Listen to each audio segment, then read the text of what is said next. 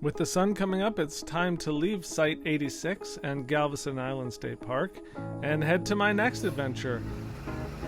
I don't know what's crazier, that school is starting today, it's mid-August when I filmed this video, or that I didn't even think about it, even though this was my life for the past 20 years.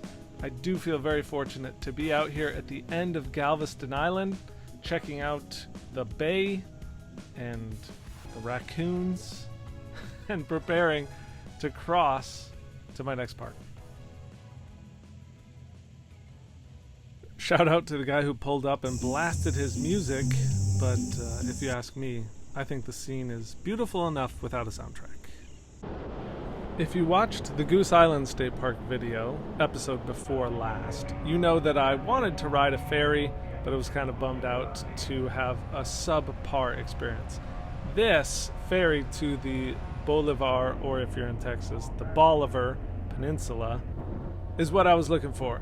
Not that I'm a pirate, but at least I feel like I'm out here on the open seas.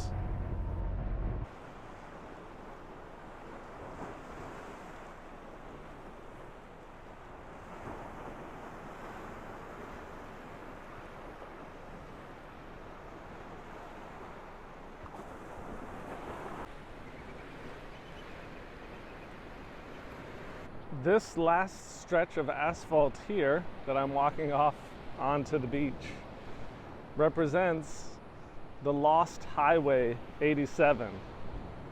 If I were to travel on the sand 20 miles in that direction, I would run into Sea Rim.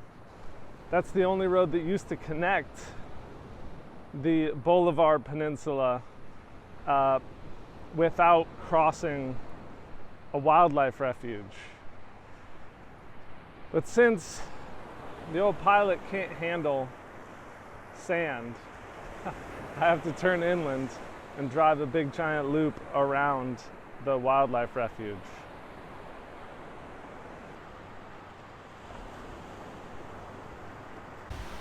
Ahoy there! 'Tis I, Jay! About 2 miles that way is the headquarters to Sea Rim State Park. But Sea Rim State Park is closed today because of the effects of Hurricane Beryl. So this stretch of sand might be the closest that I get to the park. But maybe there's a catch, and maybe where there's a will, there's a way. Let's go! The friendly people who gently turned me away suggested I might hike and paint at the McFadden National Wildlife Refuge. But on the way there, I saw that the Willow Pond Boardwalk entered Sea Rim State Park and that it wasn't closed. So I thought I would take advantage of the loophole and do my hike and my painting here. Hot. There it is. Perhaps the shortest hike in the history of the Texas State Park series. I set up a crude shelter so I wouldn't be baked alive on this platform, and then I set about trying to figure out what my options were. They're fairly limited, and I have to piece them together from what I can see on this platform. Fortunately, I brought my little sketchbook and I can plan the composition before I start painting. I'm going to combine the far left and the far right of my view into one scene. The clouds are beautiful and they step back nicely into the distance, but I know they're going to change quickly, so I tried to get a decent drawing of them while they're in a shape that I like.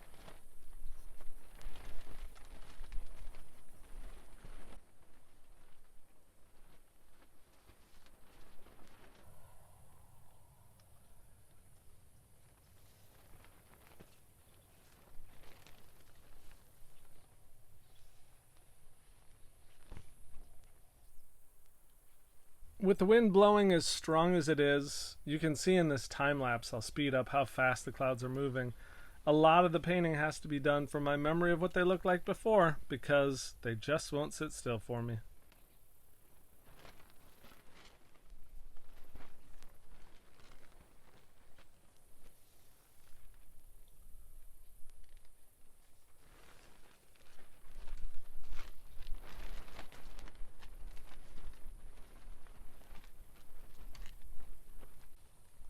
There's this nice stand of trees underneath the clouds. They look like they belong in a Van Gogh painting, and they are sort of a mirror in shape to the clouds above. They're just darker, And I have to compress the values a little bit so that I have more room for lighter values in the foreground, but they're going to help to balance the hill that's on the left side of the composition and the intense color of the ocean beyond it. So it's a nice compositional shape.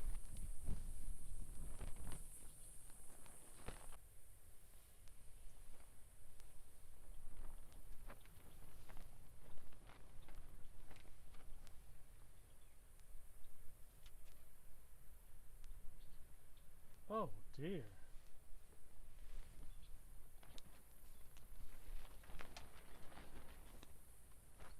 If you were curious about the palette, here it is: titanium white, cad yellow, yellow ochre, cad red, terra rosa, cobalt violet, alizarin, and ultramarine.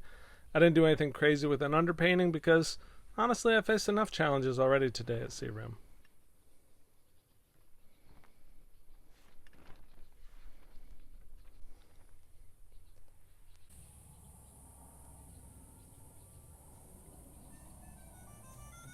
And to top off all the hassle, I thought I recorded the signing of the painting, but instead I just recorded me taking everything down. So here's the painting, and it's really time to pack up and leave Sea Rim behind.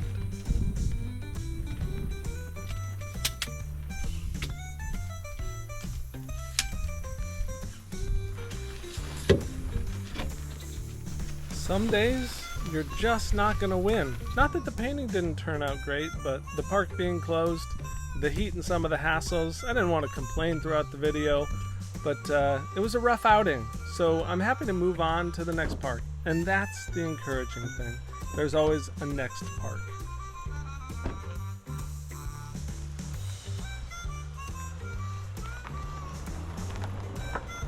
I was able to stop for an emergency gas fill up because with everything I almost ran out of gas as well. Saw some of Port Arthur and remembered that this whole life is a work of art. Thanks for joining on this short adventure. We'll see you next time for another state park.